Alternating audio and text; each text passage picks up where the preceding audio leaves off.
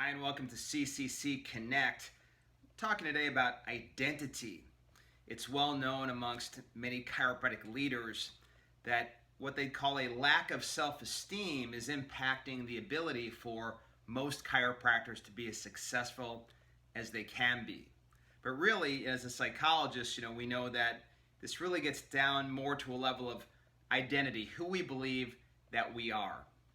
When I was in elementary school, if you had asked me, what are you going to be when you grow up? Not what do you want to be, but what are you going to be? I said, I'm going to be an NFL running back. Because today NFL is a passing game. But when I was a kid, it was a running backs game. This was Walter Payton. This was O.J. Simpson, before, when he was, not what he is now, but the actual football player. You had the icons like Jim Brown. These were the big famous people, the guys that got all the glory in football, and that's what I was going to be. When I got into high school, my running back coach used to tell us that, remember who you are. You're a Framingham South running back, and Framingham South running backs, they don't go down with one hit. Framingham South running backs, they don't get stopped in the 1 yard line. They make it all the way to the end zone. He was building in us an identity to go out there and be a great running back. Well, in chiropractic, we need to shift our identity. Many people think, well, I'm trying to get to a certain volume of visits. That's my identity. Many people have done pretty well with that, and their identity is I make a certain amount of money, or I see a certain amount of people, and that's their identity. Others see themselves as kind of less than what's appreciated out there to be the leader in healthcare, meaning medicine. So if they're at a party and somebody says, what do? Since they struggle a bit with their identity, it's kind of hard to say, well, I'm a chiropractor. So what do we mean? Where do we go from here? I was teaching an event many years ago. We had several hundred doctors there, and we actually took a group of them, and on one side of the room, we took some doctors that were struggling. Then on the other side of the room, we took some doctors that were just crushing it. So we went to the struggling side and said, so what are your goals? And virtually every one of them, the goal was like a number, like, I want to get to 100 a week. And it was usually a modest number, or I want to be making enough money to pay off my debt. So sometimes it wasn't a number. They actually were speaking to sort of their struggle, like get out of debt or be able to spend more time with my family. They really identified with some of their problems. And so after we had gone through that room, and we what do you do? Well, I get rid of pain. I help people with conditions. I adjust people. We asked them what they did, and so their identity also spoke to their goals, what they did, what they felt they were capable of, how they identified with their pain. We went to the other side of the room where they were just, again, crushing it. And I remember the very first person I asked, Dr. Chris, I said, what are your goals?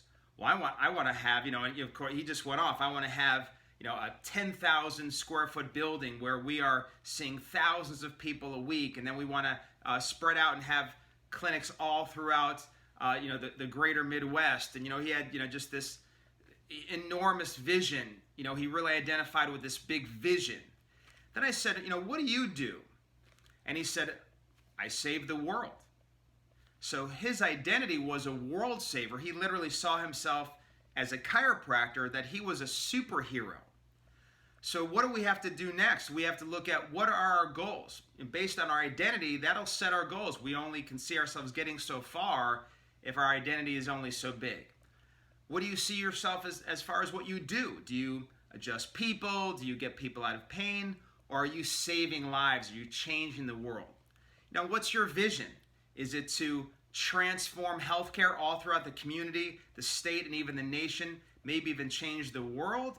Or is the vision just for, be out of debt, be stable, get to more soccer games? And none of these things are inherently bad, but it all has to do with your identity.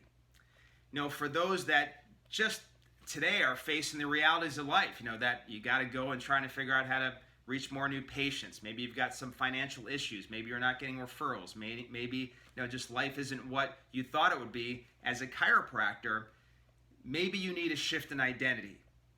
Maybe you need to say to yourself, like we would say at Christ-Centered Chiropractic, that I am loved by God.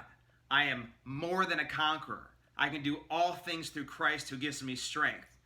In God, I have a friend who's closer than a brother. My Father God owns the cattle on 1,000 hills, and so he's got abundance that he has for me in my life. He wants to bless me indeed, increase my territory, expand the boundary lines for me in pleasant places, that we see ourselves as walking with Christ so that we can be strong and courageous, knowing that with God, all things are possible. We see ourselves as chiropractors, as the head and not the tail. We're the leaders in healthcare. We're the number one solution to what pains the world today, body, mind, and spirit. Make that a shift in identity. And I'll tell you that we're going to do a whole session on this, a whole training on this at the Christ-centered event at the C3 Summit coming up October 18th and 19th in Easley, South Carolina. We hope to see you there. And remember, it's true. You are loved by God. With God, all things are possible, and He loves you. You're the apple of His eye. You're number one. Bless you, and remember who you are.